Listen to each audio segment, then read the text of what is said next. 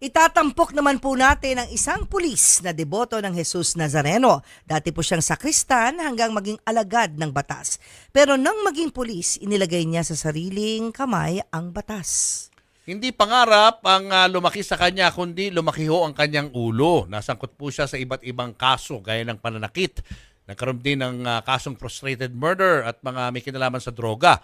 Paano nga ba binago ng pananampalataya kay Jesus Nazareno ang pulis na ating mga kausap? Pakinggan po natin ang kwento ni Police Executive Master Sergeant Raldy Ramones. Yan, ng Makati Police Headquarters. Magandang hapon po, sir. Magandang hapon, Sir Julius. Tama ba yung pronunciation Ramones? ko? Raldy Ramones po. Ramones. Oh. Yung kwento ko, sir, nung bago tayong pulis, sabi nga, little power is dangerous. Yeah. One time, sir, yung 2005, bagong pulis tayo, na painom tayo. At nung nagiinuman kami, may isang taong dumaan, nasita po namin itong tao na to. Tapos, pumalag po sa amin. To make the story short, nasaktan po namin itong tao na to. Nagkaroon po ng kaguluhan. At doon nga po, nabunot po natin yung ating firearms noong time na yon at sinampahan tayo ng frustrated murder. Tapos sunod-sunod, administrative case, sir, then tinapon po kami from Makati to Southern Police District. Yun po yung pagkakakwento nung ano. Na-involved din ho kayo sa drugs? Tama? Yung sa drugs case, sir, na-assign po ako sa drugs, sa drug unit. Yung time po na yon, may na-file kaming kaso na hindi ka agad-agad namin na-file yung sa aming drug test result. Nagkakaso po ako doon dahil sa hindi po agad-agad na ipasa yung drug case result. Doon po naman, ma'am, na-dismiss naman po ako doon. Na-dismiss ka Yes, sa service? opo, doon po sa order. Okay. Tapos nag-motion for reconsideration po ako. Tumakbo po yung kaso from 2012 hanggang 2019.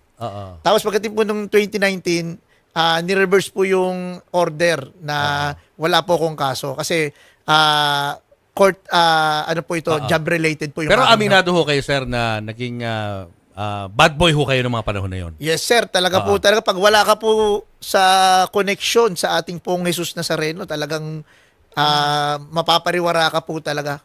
Kaya pinanghawakan ko po talaga yung istorya ng pananampalataya nating sa poong Jesus Nazareno. Ano po yung inyong turning point? Bakit po kayo nagbago?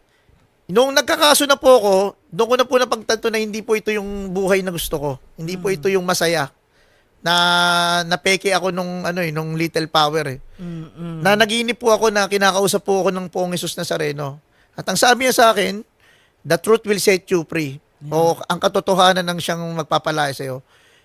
Pinagtanto ko, pinagdasal ko, Lord, ano bang ibig sabihin nito? Ang ibig sabihin po pala niya is to accept yung katotohanan na sabihin mo yung totoo, na i-accept mo na nagkamali ka.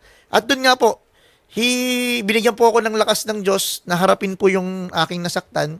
Humingi po ako ng personal na paghingi ng tawad. At sa biyaya po at grasya po ng Poong Jesus Nazareno, napatawad naman po ako ng tao.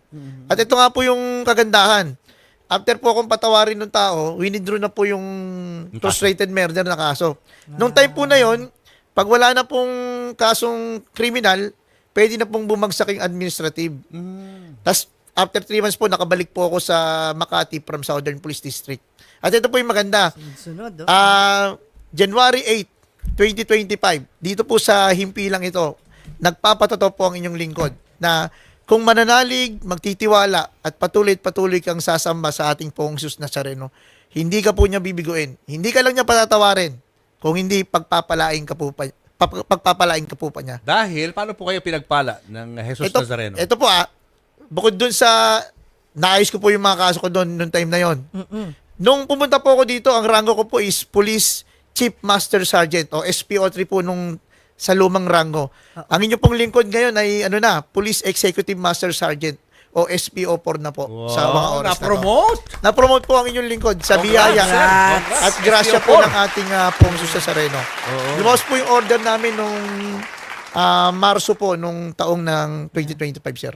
So makatwid, dati pa mainitin ang ulo nyo, may yabang, sabi nyo nga, konting power. Pulis eh. Di ba, nakokorap na kayo, nadadala na Yes kayo. po, katotohanan po yun. Kaya Oo. hindi ka po talaga pwedeng umalis doon sa nagbibigay ng grasya at saka hindi ka pwedeng umalis sa nagbibigay ng biyaya. Sa Pong Jesus Nazareno lamang po talaga ito matatagpuan. Paano nyo po binabalik ngayon sa kanya itong biyayang inyong tinatanggap? Sa ngayon, sir, dati po nakakapagbuhat pa po tayo nung lalo na po pag mga Semana Santa. Doon po tayo nagsimula sa Our Lady of Guadalupe, nung sakristan pa po tayo. Kaya lang po nung naging pulis na po tayo, hindi na po tayo pwedeng umatin kasi tasking na po tayo, duty na po tayo. Through rendering po ng security sa Pong Jesus Nazareno, doon na po natin na i-apply. Kumbaga, kung pwede pong i-volunteer mo na mag-tasking po ako doon, mag-render po ako ng security, gagawin po natin para po maibalik natin yung pagpupuri, pagsamba sa ating Pong Jesus Nazareno. Of course, bukod yan sa pagiging mabuting tao mo ngayon, no? Hindi Apo. ka na gumagawa ng kasamaan sa kapwa. Sa awa po ng Diyos, hindi lamang po tayo pinatawad. Ginamit pa po tayo ng ating Panginoon sa mga gawain. Ako po'y leader na po ng isang community, ng isang Charismatic and Cursillo team, yung pinag-isang Puso Catholic Charismatic Mission Incorporated. Tayo po ang tumatayong head servant po dito. At sa Makati Police po, ma'am, sa grasya po ng Pong Jesus Nazareno, every Monday flag racing po, tayo po yung naaatasan na pambungad na panalangin ng flag racing po. Starting prayer, pambungad Opo. na panalangin.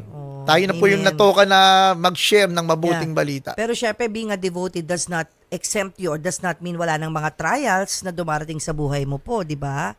So may mga pagsubok pa rin ba na sinusubukan ang inyong pananampalataya? Ang pagsubok naman po'y patuloy na nariyan sa family, sa financial, sa hanap buhay. Yeah.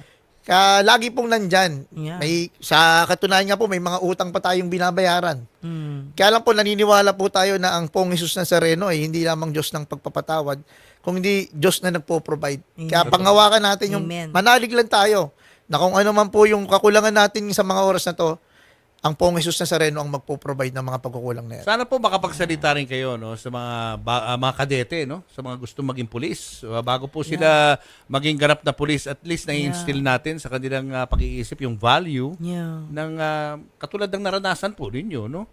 May naiimbitahan ho ba kayo sa mga PNP Academy? Yes, sir. Sa tulong po ng Soldiers of Christ Movement Incorporated na ginagawa po ng ating NCRPO, yung mga recruit po, tayo po yung naimbitahan, nakakapag-share po tayo ng mabuting balita sa kanila. Apo. Mga topic po na patungkol sa leadership, about God's love.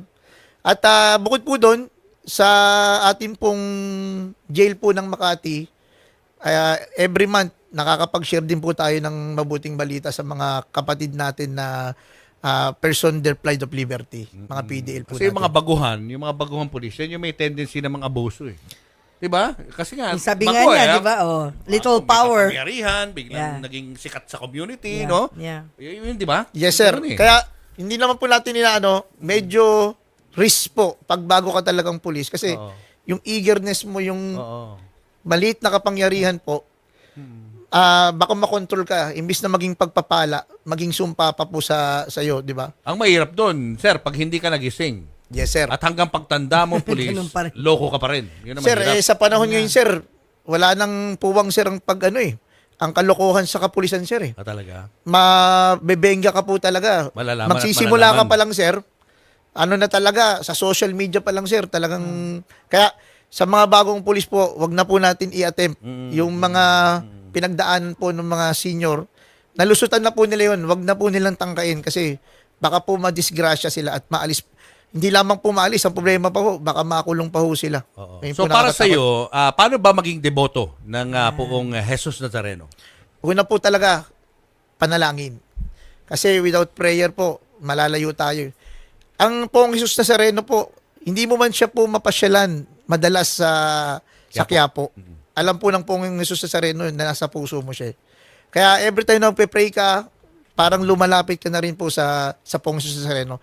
Pero, tinitiyak po namin, lalo na po ang aking sister wife, na every time na mapupunta po kami ng Maynila, kakayanin at pipilitin po namin dumaan sa Quiapo Church. Hindi man po kami makapasok.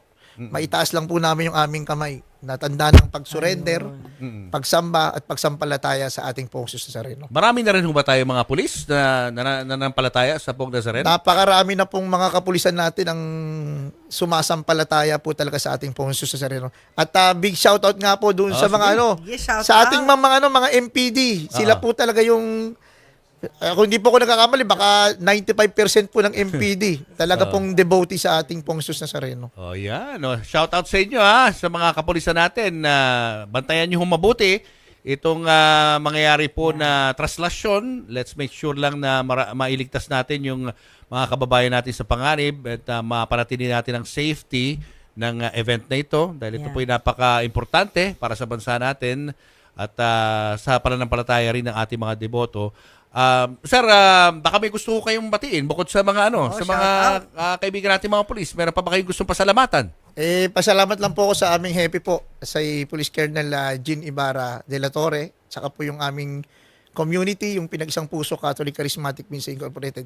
At tulad nyo, Sir Julius, kailangan batiin natin yung aking sister wife, di ba? Sige, go ahead. Please, please. Dito ang camera. Sister Girly, sister wife Girly, tsaka yung aking pang mga Sister anak, wife. si Raisa, si JC, tsaka si Gabi. Sampu po ng aking mga kaibigan. Meron At ka na? buong Sige, Makati Police Station po. may assignment ka na ba? Bukas? Sir, mamaya sir, dali nagpaalam lang po ako na sasaglit ako dito kasi po ako po yung naatas na kailangan masiguro natin na mapakain naman yung ating 150 Makati Police doon po sa Quirino. After po nito, tatakbo na po ako doon para ialalayan naman po yung tropa naman po doon.